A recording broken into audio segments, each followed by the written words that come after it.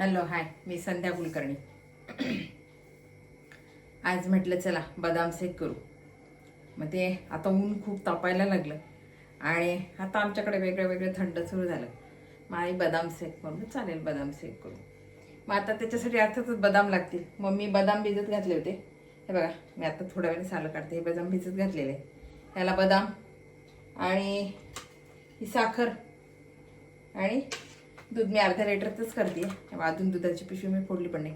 दूध आणि हे कस्टर्ड पावडर, हे याला एवढं सामान लागते. मी आता एवढं साहित्य याला लागते. आता मी तुम्हाला दाखवते की मी बदाम शेक कसं करते ते. मी आता सुरुवातीला ना आधी दूध तापवायला ठेवते. हे बघा, आता मी अर्धा लिटर दूध घेतलंय. हे दूध आधी तापवायला ठेवते. हे दूध गरम होते ना तोपर्यंत मी हे जे आहे ना बदाम, याची मी सालं काढते. आता बदाम मी भिजत घातले होते, केव्हाचेच भिजत घातले. जर गरम पाण्यात घातले तर सालं पटकन निघतात, पण ते मी गरम पाण्यात नाही घातले कारण केव्हाचे घातले त्याच्यामुळे मी गार पाण्यातच घातले. जर आपल्याला लवकर पाहिजे असतील तर गरम पाण्यात घालायचे, मग पटकन साल त्याचे निघतात. तर मी हे साल काढून घेते आधी सगळे. काय असते या दिवसाचं ना, जरा थंड खाल्लं की पोरांना बरं वाटते, आपल्यालाही बरं वाटते. आता ते विकत पिण्यापेक्षा म्हटलं नको, थांब करते मी घरीच. म्हणून मग दूध आणले. एवढंच आहे की हे थोडा वेळ लागतो याला थंड व्हायला. फ्रीजमध्ये ठेवून मग ते थंड होऊन मग प्यायचं म्हटल्यावर त्याला थोडा वेळ लागतो. मी आता हे सगळे बदाम काढून घेते, साल काढून घेते या बदामाचे, आणि मग नंतर हे मिक्सरमधून काढते. हे बघा, तोपर्यंत माझं दूध पण तापते ना.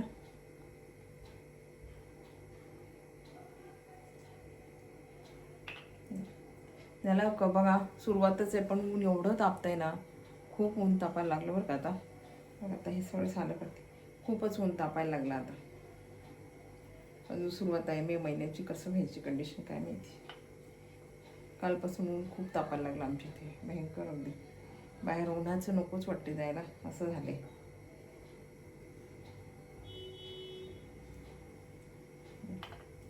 ते सगळे सालं काढून घेते.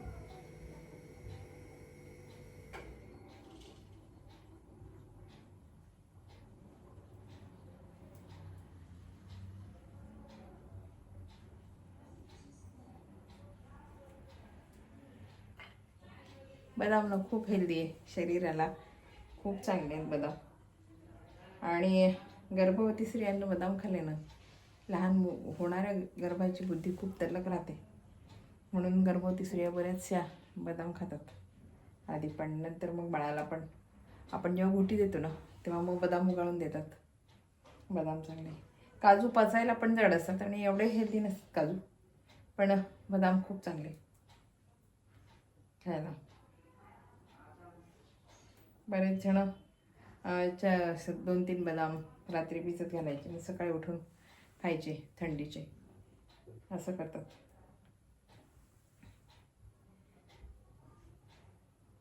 त्याच्यामुळे बदाम खूपच छान आहे तब्येतीला. बदाम खूप छान, मेंदूला बदाम एकदम छान. मी हे सगळं काढून घेते, सालं काढते. गरम पाण्यात घातलं असतं तर पटकन निघाले असते. एवढे पटकन माझे साल आता निघून नाही राहिले बदामाचे, तरी काढते. 1 तास झालं तरी भिजत घालून मला. पटापट साल काढून घेतले ना की मग होईलायचं बारीक.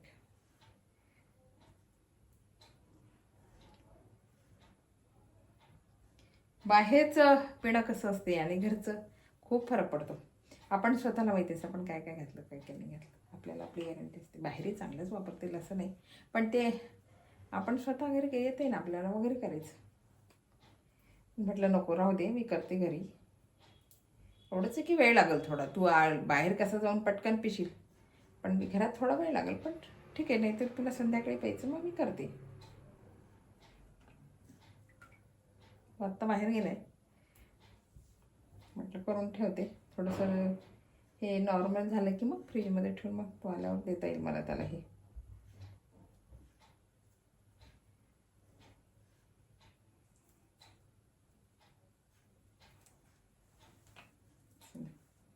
आला उद्या महिला दिन आहे. महिला दिनाच्या सगळ्यांना शुभेच्छा मी आधीच देते. उद्याचं महिला दिन आहे.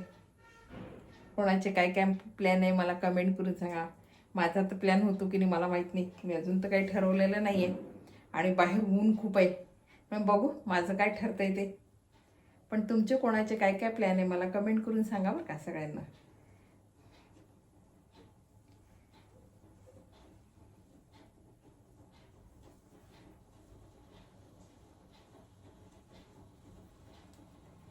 हलवते मी थोडं दूध, नाही तर ते खाली घेऊन जाईल.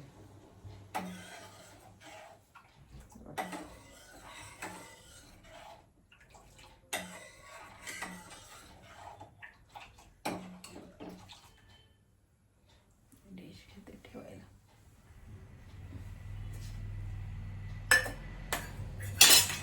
दोन तीन बदाम राहिले माझे.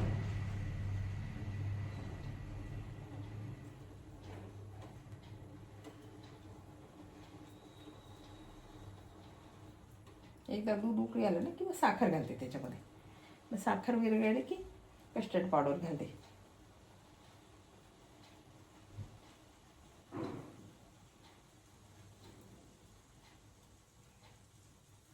करायला सोपी असते हो कुठली गोष्ट ना. मनापासून केली करायला सोपी, पटकन होते. तर करायचंच ठरवल्यावर मग प्रश्नच नाही, मग करायचंच की. करतेच म्हटलं तू नको हे करू, करते मी घरी.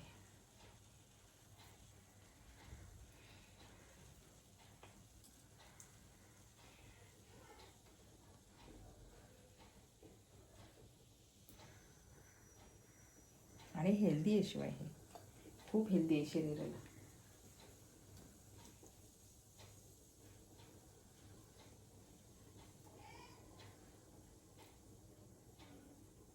आता आईस्क्रीम सुरू होतील बाहेर.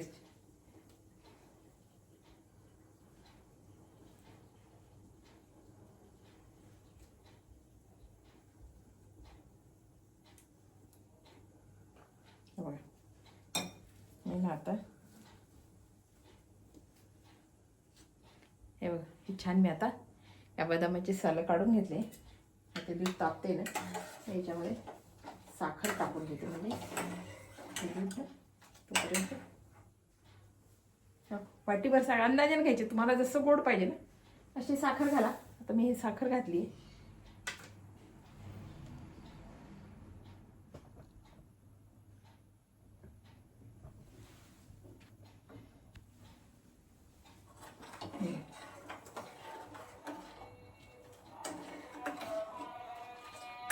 साखर घातली.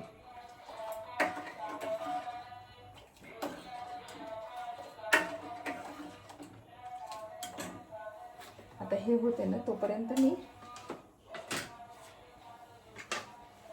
मिक्सरमध्ये ना हे बदाम बारीक करून घेते.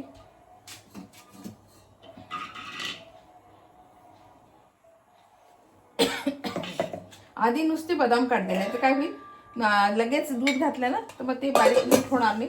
म्हणून आधी छान बदाम काढून घेते आणि मग नंतर थोडंसं दूध घालून परत काढते. म्हणजे छान बारीक होतील ते.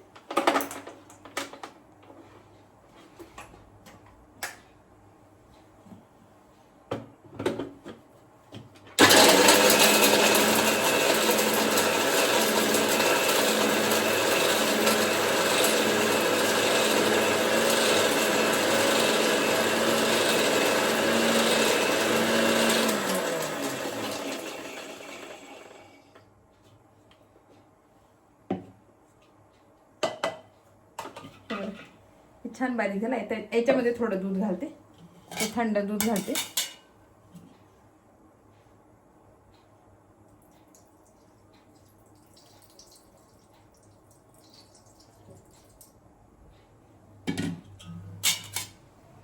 आणि आता परत हे मधून मधून ना हलवत राहायचं, नाही तर दूध खाली ना असं हे होईल.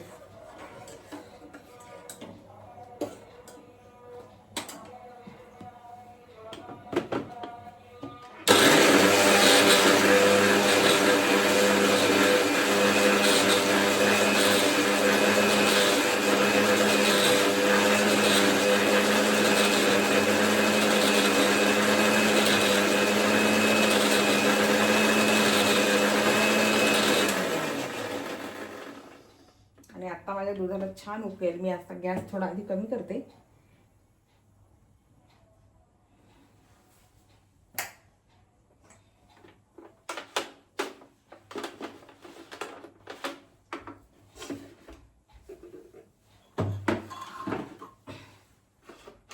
आणि ही कस्टर्ड पावडर आहे ना, ही कस्टर्ड पावडर घेते मी आता.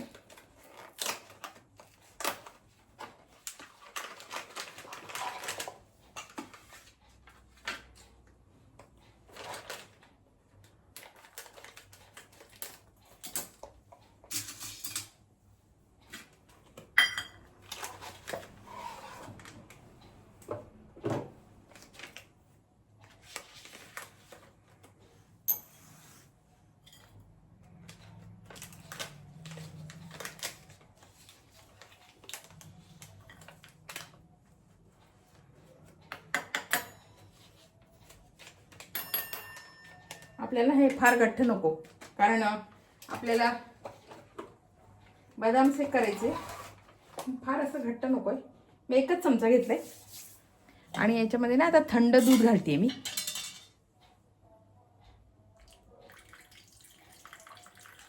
आणि खाली छान मिक्स करून घेते.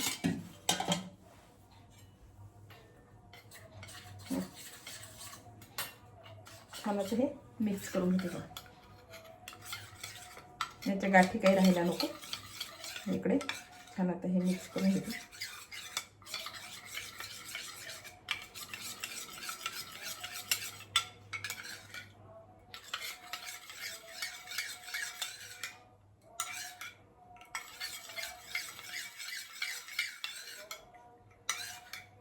हा मोठा एक चमचा आहे ना, मी एकच चमचा घेतलाय.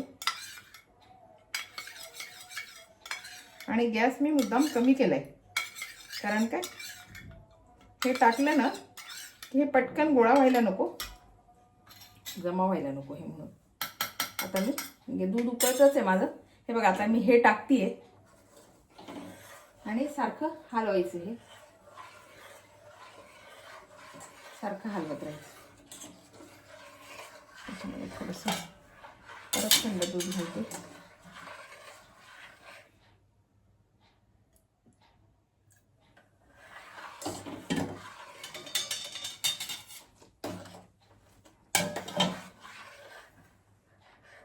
हे फार टाकलं ना तुम्ही, हे प्रमाणातच टाकलं पाहिजे, नाही तर मग काय होते ते खूप घट्ट होते आणि मग बदाम शेक चमच्यानं खाण्यात अर्थ नाही ना, पिला गेलं पाहिजे.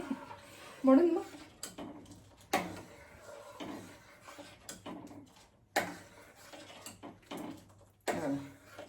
आता हे छान उकळी येईल आणि मग हे होईल. तोपर्यंत मी आता हे तुम्हाला दाखवते. हे छान माझं बारीक झाले बदाम. हे बघा हे छान बारीक आणि छान झालं. आता हे याच्यामध्ये घालून देते.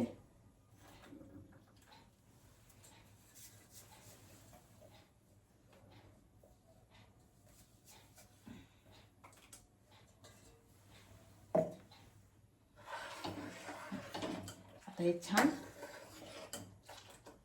उकळी येऊ देते. आणि आपण पावडर टाकले ना ती छान व्हायला पाहिजे, कच्ची नको राहायला. खरं म्हणजे याच्यामध्ये छान असं शिजू द्यायची तिला, अशी छान होऊ द्यायची, छान उकळू द्यायचं. हे याच्यामध्ये परत थोडं दूध घालते थंड, कारण काय हे याला अजून भरपूर आहे बदाम, म्हणून दुधानं सगळं काढून घेते, पाणी घालत नाही.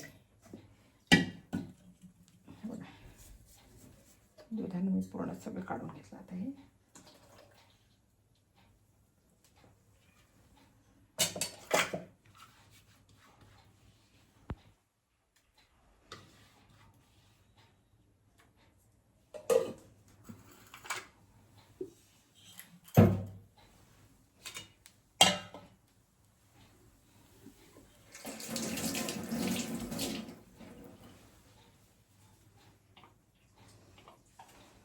आणि हे छान आता गॅस वाढवते आणि हे छान हलवत राहते.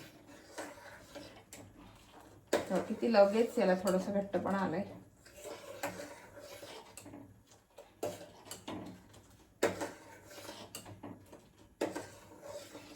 तुम्हाला ना जे लागतील ते ड्रायफ्रूट तुम्ही नंतर याच्यामध्ये गार्निशिंगला घालू शकता. पण मी बदाम शेक असल्यामुळे मी प्रॉपर बदामच घालणार, मी बाकी काही याच्यात घालणार नाहीये.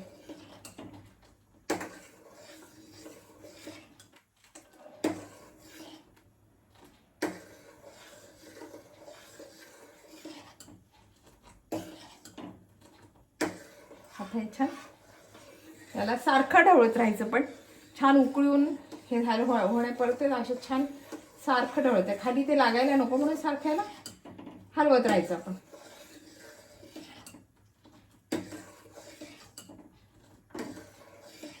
आणि खाली काढलं की थोडंसं नॉर्मल झालं की मग फ्रीजमध्ये ठेवायचं.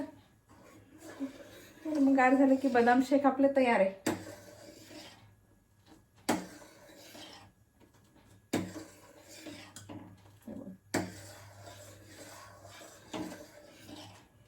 शक्यतोवर म्हशीचं दूध असलं ना तर फार छान. म्हणजे म्हशीच्या दुधाला आधीच घट्टपणा असतो, गाईच्या दुधाला एवढा घट्टपणा नसतो.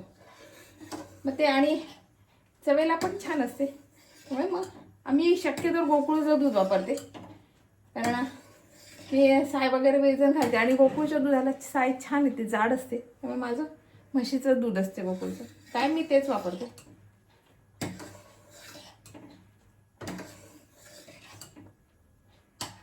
आमच्याकडे कसं हे चहा घेतात, चहा कोणी घेत नाही आणि दूध पण फार कोणी घेत नाही. त्यामुळे फार असं दूध आम्हाला लागत नाही. हां, असं काही केलं तरच मग दूध आणलं जाते, किंवा मग अर्धा लिटरची पिशवी आणली तरी यांना कमी दुधाचा चहा लागतो. असं फार दुधाचा चहा यांना लागत नाही. मग ते दूध तसंच पडून राहते. मग 2-3 दिवस 4 दिवस आम्हाला ते अर्धा लिटर दूध जाते, कारण दूध कोणी फार पित नाही. त्याच्यामुळे मग ते दूध भरपूर दिवस जाते. निदान 5-6 दिवस तरी, 5 दिवस तर नक्कीच जाते आम्हाला ते दूध. आणि यांना चहा पुरतं वापरायचं आणि बाकी कोणी काही हेच करत नाही. त्याच्यामुळे आणि आता तर नाहीच, आता उन्हाळ्याचं नाहीच, थंडीचं तरी मी एखाद्या वेळेस दूध हळद वगैरे काही घसा बसला म्हणा किंवा आणखीन काही झालं तर रात्री दूध हळद वगैरे खोकला आला किंवा मग खूप आता अशक्तपणा जाणवतोय, मग ओली हळद घालायची आणि आलं घालायचं, दूध घालायचं, ते रात्री प्यायचं. असं मी करते, थंडीचं तरी करते. आता गरमीचं कोण पिणार आहे, आता मी पिला तर.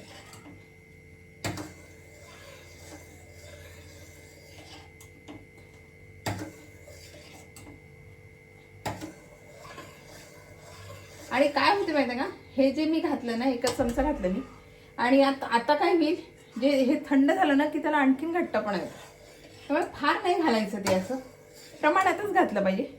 मी अर्धा लिटर दुधाला 1 चमचा घातला कस्टर्ड पावडर. आता हेच बघा, हे आता बघा याचं मी तुम्हाला दाखवते बघा. एवढं आत्ता हे पातळ आहे, पण हे थंड झालं ना की आणखीन याला घट्टपणा येईल. आणि आता उकळतंय ना ते छान असं हे होतंय.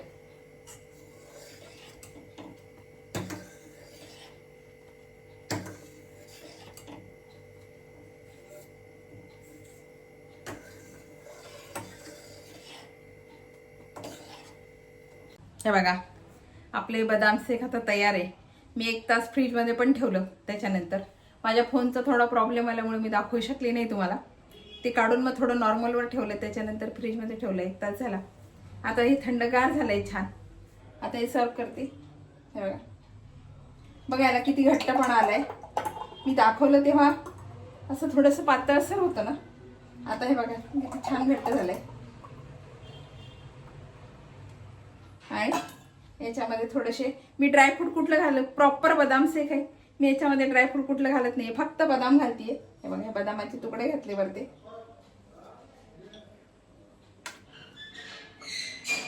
आणि आपलं हे बदाम शेक तयार आहे. ही रेसिपी माझी कशी वाटली, काय वाटली, लाईक करा, शेअर करा आणि माझ्या चॅनलला सबस्क्राईब करा. बाय.